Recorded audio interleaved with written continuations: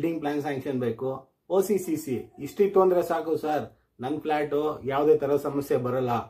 ಆದ್ರೆ ನಿಮ್ಮ ಅಪಾರ್ಟ್ಮೆಂಟ್ಗೆ ಈ ಒಂದು ಡಾಕ್ಯುಮೆಂಟು ಇತ್ತು ಅಂದ್ರೆ ಎ ಖಾತಾನು ಬಿ ಖಾತಾ ಹೋಯ್ತದೆ. 18 ಫ್ಲೋರ್ ಕಟ್ಟಿರ್ತಾರೆ, 18ನೇ ಫ್ಲೋರ್ಗು ಎ ಖಾತಾ ಇರುತ್ತೆ. ಇಲ್ಲಿ ಬರೀ 6 ಫ್ಲೋರ್ ಕಟ್ಟವ್ರೆ.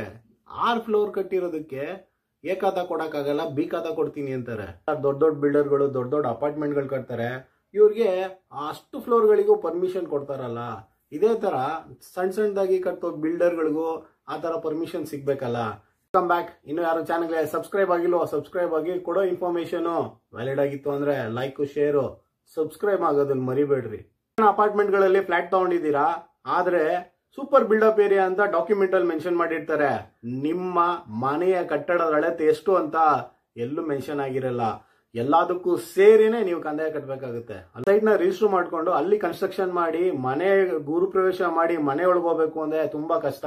ಅದೇ ಒಂದು ಫ್ಲಾಟ್ ತಗೊಂಡ್ರೆ ಸರ್, ಇಂಟೀರಿಯರ್ ಡೆಕೋರೇಷನ್ ಮಾತ್ರ ಮಾಡಿ ಗುರುಪ್ರವೇಶ ಮಾಡ್ಕೊಂಡು ಆರಾಮಾಗಿ ಒಳಗೋಗ್ಬೋದು. ಸೈಟ್ ತಗೊಳಕ್ ಒಂದು ಲೋನು, ಕನ್ಸ್ಟ್ರಕ್ಷನ್ ಮಾಡಕ್ ಒಂದು ಲೋನು, ಅದ್ರ ಮೇಲೆ ಒಂದು ಪರ್ಸನಲ್ ಲೋನು, ಇವೆಲ್ಲ ಬೇಡವೇ ಬೇಡ. ಅದೇ ಫ್ಲಾಟ್ ತಗೊಂಡಿವಿ ಅಂದ್ರೆ ಒಂದೇ ಲೋನು, ಆರಾಮಾಗಿ EMI ಕಟ್ಕೊಂಡು ಹೋಗ್ಬೋದು. ಸಾಫ್ಟ್ವೇರ್ ಕಂಪ್ನಿಲಿ ಕೆಲಸ ಮಾಡೋದು ಸರ್, ನನ್ಗೊಂದು ಅಪಾರ್ಟ್ಮೆಂಟ್ ಅಲ್ಲಿ ಇದ್ದ ಅಂದ್ರೆ ಒಂದು ಸ್ಟೇಟಸ್ ಆಗಿರುತ್ತೆ, ಸೊ ಸೆಕ್ಯೂರಿಟಿ ಇರುತ್ತೆ, ಗೆಟೆಡ್ ವೆಲ್ ಕಮ್ಯುನಿಟಿ ಇರುತ್ತೆ. ಸಪೋಸ್ ನಾನು ಬೇರೆ ಸ್ಟೇಟ್ಗೆ ಟ್ರಾನ್ಸ್ಫರ್ ಆಯ್ತು ಅಂದ್ರೆ ನನ್ನ ಕೆಲಸ, ನಾನು ಫ್ಲಾಟ್ ನ ಮಾರ್ಬಿಟ್ಟು ಓಕೆ ನನ್ಗೆ ಈಸಿ ಆಗುತ್ತೆ. ಅದೇ ಮನೆ ಮಾರ್ಬೇಕು ಅಂದಾಗ 8 ರಿಂದ 10 ವರ್ಷ ಆಗೋಯ್ತು ಅಂದ್ರೆ ಬಿಲ್ಡಿಂಗ್ ವ್ಯಾಲ್ಯೂ ಇಲ್ಲ ಅಂತಾರೆ. ಸೊ ಮನೆಗಳು ತಗೊಳ್ಳೋದಕ್ಕಿಂತ ಅಪಾರ್ಟ್ಮೆಂಟ್ ಗಳಲ್ಲಿ ಆರಾಮಾಗಿದ್ರೆ ನೆಮ್ಮದಿ. ಅಪಾರ್ಟ್ಮೆಂಟ್ ಗಳಲ್ಲಿ ಎ ಖಾತಾ ಬಿ ಖಾತಾ ಹೇಳೋದಕ್ಕಿಂತ ಮುಂಚೆ ಇವೆಲ್ಲ ಜನರಲ್ ಆಗಿ ಥಿಂಕ್ ಮಾಡೋದು ಒಂದು ಪ್ರಾಪರ್ಟಿನ ಒಂದು ಫ್ಲಾಟ್ ನ ತಗೊಳ್ಳೋರು ಅಲ್ವರಾ. ಅಪಾರ್ಟ್ಮೆಂಟ್ ಗಳಲ್ಲಿ ಫ್ಲಾಟ್ ಗಳಲ್ಲಿ ವಾಸ ಮಾಡುವ ನಾಗರಿಕರಿಗೆ ನಂದೊಂದು ಡೌಟು ಏನಪ್ಪಾ ಅಂದ್ರೆ, ನೀವೇ ಹೋಗಿ ನೋಡ್ಕೊಳ್ಳಿ, ನಿಮ್ಮ ಅಪಾರ್ಟ್ಮೆಂಟ್ ಫ್ಲಾಟ್ ಗಳನ್ನ ಕಟ್ಟಿದಾರಲ್ವಾ ಅದರ ಟೋಟಲ್ ಸುತ್ತಳತೆ ಎಷ್ಟಿದೆ, ಅಂದ್ರೆ ಖಾಲಿ ಜಾಗ ಎಷ್ಟಿದೆ ಹಾಗೂ ಕಟ್ಟಡದ ಅಳತೆ ಎಷ್ಟಿದೆ ಅಂತ ಚೆಕ್ ಮಾಡಿಕೊಳ್ಳಿ. ಅದೇ ತರ ಬೇಸಿಕ್ ಕಮ್ಯುನಿಟಿಗೋಸ್ಕರ ಎಷ್ಟು ಜಾಗನ ಖಾಲಿ ಬಿಟ್ಟಿದ್ದಾರೆ.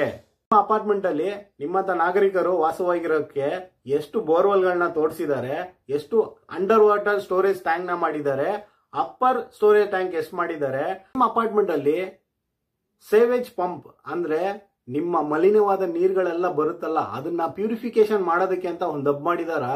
ಯಾವ್ದಾದ್ರು ಒಂದು ಅಪಾರ್ಟ್ಮೆಂಟ್ ನೋಡಿದೀರಾ?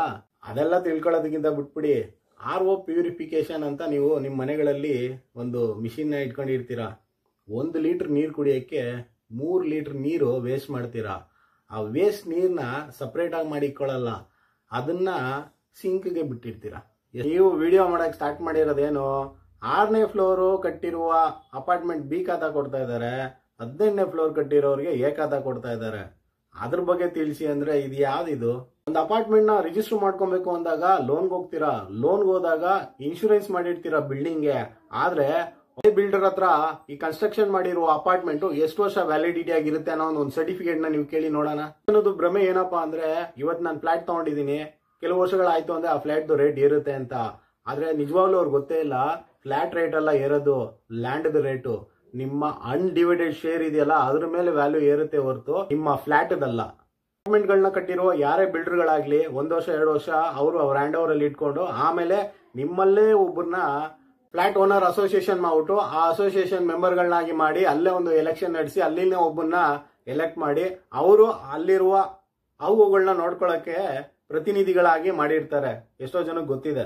ನಾಳೆ ದಿನ ಈ ಅಪಾರ್ಟ್ಮೆಂಟ್ ಆಗ್ಲಿ ಈ ಜಾಗಗಳಿಗೆ ಏನೇ ಸಮಸ್ಯೆ ಬಂತು ಅಂದ್ರೆ ನಿಮ್ಮಲ್ಲಿ ಟ್ರಸ್ಟಿಗಳಿರ್ತೀರಾ, ನೀವೇ ಪ್ರತಿನಿಧಿಗಳಾಗಿರ್ತೀರಾ, ನಿಮ್ಗೆ ಬಿಟ್ಟಿದ್ದು ಅಂದ್ಬಿಟ್ಟು ಆರಾಮಾಗಿ ಬಿಲ್ಡರ್ಗಳು ಅವರವರ ಕೈ ತೊಳ್ಕೊಳ್ಳೋದನ್ನು ನೋಡಿರ್ತೀರಾ.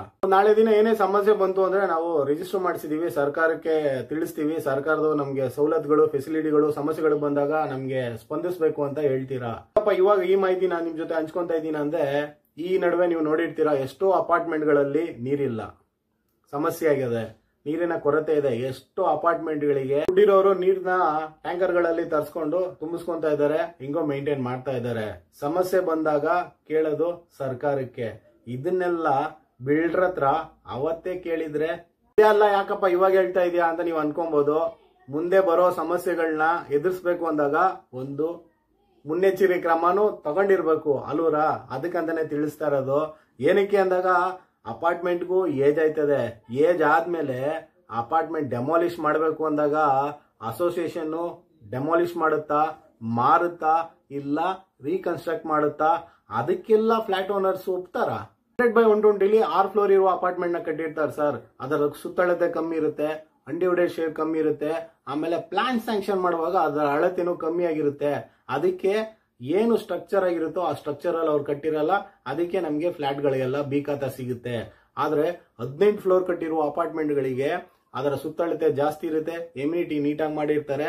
ಅದಕ್ಕೆ ಅವರಿಗೆ 18ನೇ ಫ್ಲೋರ್ ವರ್ಗು ಎ ಖಾತಾ ಕೊಡ್ತಾರೆ ಸರ್. ದುಡ್ಡು ಮಾಡಕ್ ಏನ್ ಮಾಡ್ತೀರಾ ಸರ್ ಅಂದಾಗ, ಇಲ್ಲ ನಾನು ರಿಯಲ್ ಎಸ್ಟೇಟ್ ಮಾಡ್ತಾ ಇದ್ದೀನಿ, ನಾನು ಆನ್ಲೈನ್ ಶೇರ್ ಮಾರ್ಕೆಟ್ ಅಲ್ಲಿ ಇದ್ದೀನಿ, ಚೆನ್ನಾಗಿ ದುಡಿತಾ ಇದ್ದೀನಿ ಅಂತಾರೆ. ಇನ್ ಕೆಲವರು ಹೆಂಗೆಲ್ಲ ದುಡ್ಡು ಮಾಡ್ತಾರೆ ಗೊತ್ತಾ? ಜನಕ್ಕೆ ಅಪಾರ್ಟ್ಮೆಂಟ್ ಗಳಲ್ಲಿ ಈ ತರದ್ದು ಒಂದು ಸ್ಕೀಮ್ ಇದೆಯಾ ಅಂತ ಗೊತ್ತೇ ಇರಲ್ಲ.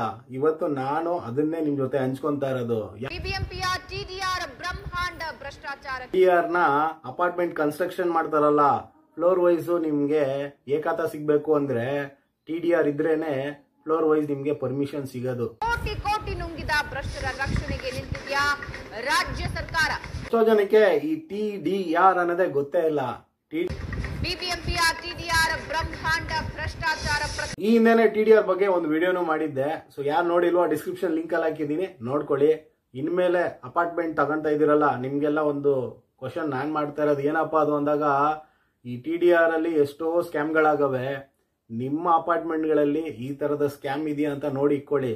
ನಾಳೆ ದಿನ ಅದು ಓಪನ್ ಆಯ್ತು ಅಂದಾಗ ನಿಮ್ ಖಾತೆಗಳೆಲ್ಲಾನು ಪಕ್ಕ ಬಿ ಖಾತಾ ಆಯ್ತದೆ. ಕೆಲಸ ಬಂದು ನಿಮ್ಗೆ ಅವೇರ್ನೆಸ್ ಕೊಡೋದು ಅಷ್ಟೇ, ಮಿಕ್ಕಿದ್ದು ನಿಮಗ್ ಬಿಟ್ಟಿದ್ದು.